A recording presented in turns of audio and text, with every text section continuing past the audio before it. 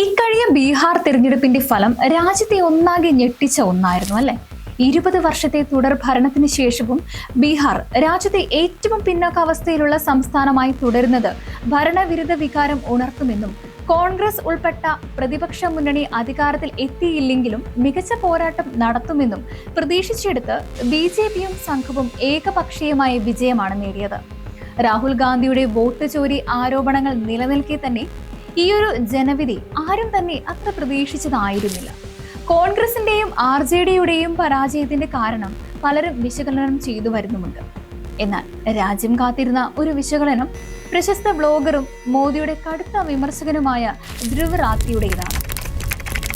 ഈ വീഡിയോയിൽ പങ്കുവെക്കുന്നതും ബീഹാർ തിരഞ്ഞെടുപ്പ് അട്ടിമറിക്കപ്പെട്ടതിന്റെ തെളിവായിട്ട് ധ്രുവ് റാത്തി മുന്നോട്ട് വെച്ച 6 വ്യക്തമായ തെളിവുകളെ കുറിച്ചാണ്.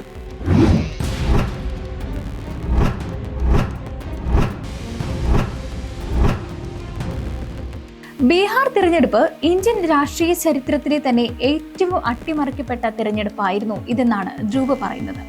തനിക്ക് വ്യക്തിപരമായി കോൺഗ്രസിനോടോ ആർ.ജെ.ഡിയോടോ യാതൊരുവിധ പ്രത്യേക താല്പര്യവുമില്ല എന്നും ധ്രുവ് വ്യക്തമാക്കുന്നുണ്ട്. എന്നാൽ ബീഹാർ തിരഞ്ഞെടുപ്പിൽ മത്സരിച്ച പുതിയ പാർട്ടിയായ പ്രശാന്ത് കിഷോറിന്റെ ജൻസ്വരാജ് പാർട്ടിയോട് അല്പം അനുഭവം തോന്നിയിരുന്നുവെന്നും അവർക്ക് കുറച്ചെങ്കിലും സീറ്റുകൾ ലഭിച്ചിരുന്നുവെങ്കിൽ നന്നായിരുന്നുവെന്നാണ് ധ്രുവ് പറയുന്നത്.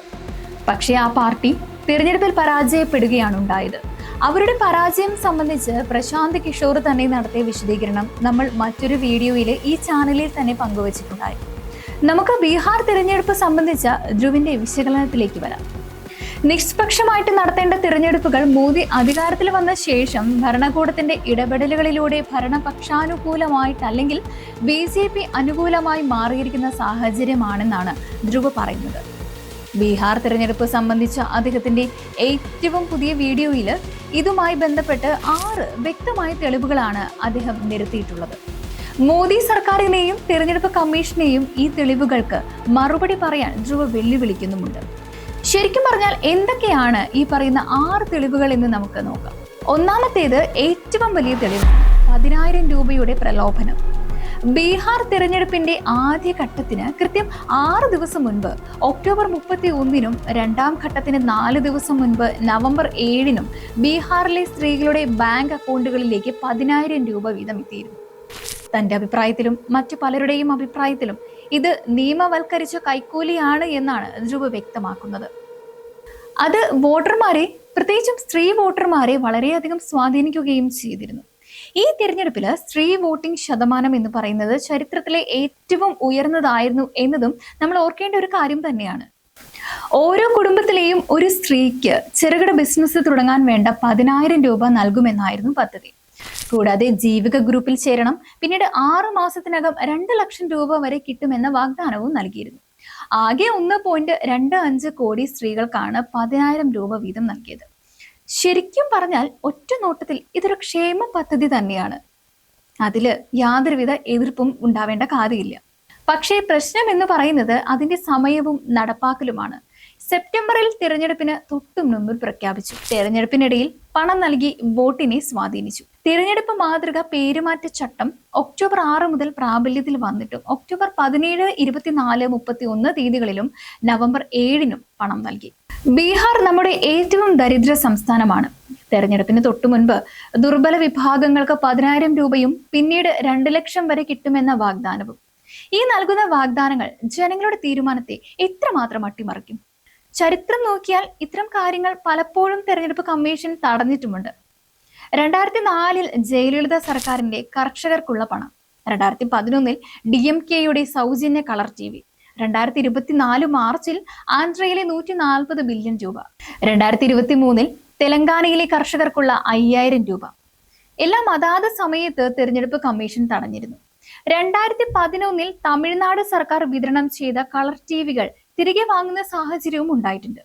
എന്നാൽ ബീഹാറിൽ NDA സർക്കാരിന് തിരഞ്ഞെടുപ്പ് കമ്മീഷൻ പൂർണ്ണ സ്വാതന്ത്ര്യം നൽകി. മാത്രമല്ല 1.8 ലക്ഷത്തിലധികം ജീവിക പ്രവർത്തകരെ തിരഞ്ഞെടുപ്പ് ഡ്യൂട്ടിക്കും നിയോഗിച്ചു. 10,000 രൂപ വാങ്ങിയവരെ തന്നെ. ഇനി രണ്ടാമത്തെ തെളിവെന്ന് പറയുന്നത് ഡ്യൂപ്ലിക്കേറ്റ് വോട്ടർമാരെ കുറിച്ചുള്ളതാണ്. ഒരു BJP പ്രവർത്തകനായ നാഗേന്ദ്ര കുമാർ ഡൽഹിയിലും ബീഹാറിലും വോട്ട് ചെയ്തിട്ടുണ്ട്. അതുപോലെ തന്നെ അജിത് ജ, ഹരിയാന, ഡൽഹി, ബീഹാർ എന്നിവിടങ്ങളിൽ വോട്ട് ചെയ്തു. ഒരാൾക്ക് 3 തെരഞ്ഞെടുപ്പ് ID കാർഡുകൾ വരെ ഉണ്ടായിരുന്നു. ഇതൊക്കെ വിരൽ ചൂണ്ടുന്നത് തെരഞ്ഞെടുപ്പിന്റെ സിസ്റ്റമാറ്റിക് ആയ അട്ടിമറിയെ തന്നെയാണ്. അന്തിമ വോട്ടർ പട്ടികയിൽ 1.435 മില്യൺ സംശയിക്കപ്പെടുന്ന ഡ്യൂപ്ലിക്കേറ്റ് വോട്ടർമാരായിരുന്നു ഉണ്ടായിരുന്നത്. 3.42 ലക്ഷം പേർക്ക് ഒരേ വിവരങ്ങൾ തന്നെ. മുമ്പ് ഉപയോഗിച്ചിരുന്ന ഡ്യൂപ്ലിക്കേറ്റ് നീക്കം ചെയ്യുന്ന സോഫ്റ്റ്വെയർ ഇത്തവണ ഉപയോഗിച്ചിട്ടുമില്ല. ഇനി മൂന്നാമത്തെ തെളിവ് എന്ന് പറയുന്നത് ഹരിയാനയിൽ നിന്ന് ബീഹാറിലേക്ക് BJP നടത്തിയ പ്രത്യേക ട്രെയിനുകളെ കുറിച്ചുള്ളതാണ്. നവംബർ 3 മാത്രം 4 ട്രെയിനുകളായിരുന്നു ഉണ്ടായിരുന്നത്. യാത്രക്കാർ പറയുന്നത് ഇങ്ങനെയാണ്: മോദി സർക്കാർ ടിക്കറ്റ് എടുത്തു തന്നു, യാത്രയ്ക്കൊന്നും ചെലവാക്കിയില്ല. ജനപ്രാതിനിധ്യ നിയമം 1951 പ്രകാരം സ്വന്തം ചെലവിൽ വോട്ടർമാരെ കൊണ്ടുപോകുന്നത് അഴിമതിയാണ്. എന്നിട്ടും തിരഞ്ഞെടുപ്പ് കമ്മീഷൻ നടപടിയെടുത്തില്ല. ഇനി നാലാമത്തെ തെളിവ് CCTV നിയമം മാറ്റി തെളിവ് നശിപ്പിക്കൽ. 2024 ഡിസംബറിൽ പഞ്ചാബ് ഹരിയാന ഹൈക്കോടതി ഹരിയാന തെരഞ്ഞെടുപ്പിന്റെ CCTV ഫുട്ടേജ് നൽകാൻ ഉത്തരവിട്ടിരുന്നു. ഉടൻ തന്നെ മോദി സർക്കാർ കണ്ടക്ട് ഓഫ് ഇലക്ഷൻ റൂൾസ് 1961 ഭേദഗതി വരുത്തി CCTV ഫുട്ടേജ് ഇലക്ഷൻ പേപ്പേഴ്സ് പട്ടികയിൽ നിന്ന് ഒഴിവാക്കി. 2025 ജൂണില് പുതിയ നിയമം വന്നു. തെരഞ്ഞെടുപ്പ് ഫലം 45 ദിവസത്തിനകം ചോദ്യം ചെയ്തില്ലെങ്കിൽ CCTV ഫുട്ടേജ് ഡിലീറ്റ് ചെയ്യും. അതിനവർ പറഞ്ഞ ന്യായമാണ് രസകരമായിട്ടുള്ളത്. അമ്മമാരുടെയും സഹോദരിമാരുടെയും മകളുടെയും വീഡിയോ പുറത്തുവിടാൻ പറ്റില്ല എന്ന്. ആരാ പറയുന്നത് എന്ന് കൂടെ നമ്മൾ നോക്കണം. Chief election commissioner. അഞ്ചാമത്തെ തെളിവെന്ന് പറയുന്നത് വോട്ടർമാരുടെ പേര് മായ്ച്ചു കളയലാണ്. 2025 ജൂൺ സെപ്റ്റംബർ കാലയളവിൽ സ്പെഷ്യൽ ഇന്റൻസീവ് റിവിഷൻ അഥവാ SIR ബീഹാറിൽ നടപ്പാക്കി. ഏകദേശം 7.89 കോടി ഉണ്ടായിരുന്ന വോട്ടർ പട്ടിക 7.42 കോടിയായി കുറഞ്ഞു. 47 ലക്ഷത്തോളം പേരെ വോട്ടർ പട്ടികയിൽ നിന്നും തന്നെ നീക്കം ചെയ്തു. എന്നാൽ SIR വരുന്നതിന് മുൻപ് സർക്കാർ കണക്കനുസരിച്ച് പറയുകയാണെങ്കിൽ 8.22 കോടി വോട്ടർമാരായിരുന്നു ഉണ്ടാകേണ്ടിയിരുന്നത്. അത് വെച്ച് നോക്കിക്കഴിഞ്ഞാൽ 80 ലക്ഷം പേരാണ് ബീഹാറിലെ വോട്ടർ പട്ടികയിൽ നിന്നും കാണാതായത്. ഇതിൽ പ്രതിപക്ഷം ശക്തമായിട്ടുള്ള സീമാഞ്ചൽ മേഖലയിൽ 7.7% പേര് നീക്കം ചെയ്തപ്പോൾ ബാക്കി ബീഹാറിൽ ശരാശരി 5.9% മാത്രമാണ് കുറഞ്ഞത്. മുസ്ലിങ്ങളിൽ നിന്നും 33% പേരും ദളിത് ആദിവാസി മേഖലകളിൽ നിന്നും അനുപാതത്തിന് മുകളിലും പേരുകൾ മായ്ച്ചു കളഞ്ഞു. വോട്ട് ചെയ്യാൻ ചെന്നപ്പോഴാണ് പലരും പേര് നീക്കിയ കാര്യം പോലും അറിഞ്ഞത്. ആറാമത്തെ തെളിവ് തെരഞ്ഞെടുപ്പ് കമ്മീഷന്റെ പക്ഷപാതത്തെ കുറിച്ചുള്ളതാണ്. തെരഞ്ഞെടുപ്പ് തീയതികൾ BJPക്ക് അനുകൂലമായിട്ടായിരുന്നു നിശ്ചയിക്കുന്നത്. അത് 2021 ബംഗാളിൽ 8 ഘട്ടം. മോദി ഷാ നടത്തുന്ന വർഗീയ പ്രസംഗങ്ങൾക്കെതിരെ യാതൊരുവിധ നടപടിയും എടുത്തില്ല. 2023 ചീഫ് ജസ്റ്റിസിനെ ഒഴിവാക്കി തെരഞ്ഞെടുപ്പ് കമ്മീഷണർ നിയമന കമ്മിറ്റിയിൽ പകരം കേന്ദ്രമന്ത്രിയെ ചേർത്തു. 2025 ജൂൺ 24 ബീഹാറിൽ SIR പ്രഖ്യാപിച്ച ചീഫ് ഇലക്ഷൻ കമ്മീഷണർ ജ്ഞാനേഷ് കുമാറിന്റെ മരുമകൻ തൊട്ടടുത്ത ദിവസം 25 സഹരൻപൂർ ഡിസ്ട്രിക്ട് മജിസ്ട്രേറ്റ്, മകൾ ജൂലൈയിൽ നോയിഡ ഡിസ്ട്രിക്ട് മജിസ്ട്രേറ്റായി നിയമിതരായി. മേൽ പറഞ്ഞ 6 തെളിവുകളും വോട്ടർ പ്രക്രിയ അട്ടിമറിക്കപ്പെട്ടതിന്റെ തെളിവാണെന്നാണ് ധ്രുവ പറയുന്നത്.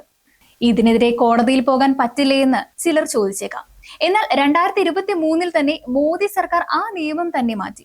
പുതിയ മാറ്റം പ്രകാരം ഔദ്യോഗിക കൃത്യനിർവഹണ വേളയിൽ തിരഞ്ഞെടുപ്പ് കമ്മീഷണർമാർക്കെതിരെ കേസ് എടുക്കാൻ പറ്റില്ല എന്നുള്ളതാണ്. എങ്കിലും പ്രതിപക്ഷവും സിവിൽ സംഘടനകളും SIRനെതിരെ കേസ് കൊടുത്തു. പക്ഷേ കോടതി പറഞ്ഞത് ഇങ്ങനെയാണ്: ഇത് ചെറിയ തെറ്റുകൾ മാത്രം എന്നായിരുന്നു. എങ്കിലും പേര് മായ്ച്ചവരുടെ പട്ടിക വെബ്സൈറ്റിൽ ഇടാൻ ഉത്തരവിട്ടു. പക്ഷേ SIR തുടർന്നു. ഇന്നും കേസ് കേൾക്കുന്നുണ്ട്. പക്ഷേ തിരഞ്ഞെടുപ്പ് കഴിഞ്ഞു, ഫലം വന്നു. ഇന്ത്യൻ ചരിത്രത്തിലെ തന്നെ ഏറ്റവും അന്യായമായ തിരഞ്ഞെടുപ്പിന്റെ ഫലം വന്നിട്ടും മാധ്യമങ്ങൾ അധികമൊന്നും ഈ വിവരങ്ങൾ ചർച്ച ചെയ്തില്ല. പ്രതിപക്ഷം മടിയന്മാരായിരുന്നു, BJP ശക്തമായ യന്ത്രം എന്നൊക്കെയുള്ള കഥകൾക്കായിരുന്നു പ്രാമുഖ്യം ലഭിച്ചത്. യഥാർത്ഥത്തിൽ ഇത്രയധികം കൃത്രിമം നടന്നപ്പോൾ ന്യായമായിട്ടുള്ള തിരഞ്ഞെടുപ്പ് നടന്നിരുന്നുവെങ്കിൽ എന്താകുമായിരുന്നു ഫലമെന്ന് ആർക്കും പറയാൻ കഴിയില്ല. എന്തായാലും ഇനി തിരഞ്ഞെടുപ്പ് എന്നത് ജനങ്ങളുടെ പ്രശ്നങ്ങളുമായി ബന്ധമില്ലാത്ത സാങ്കേതിക കൃത്രിമ മത്സരമായി മാറും.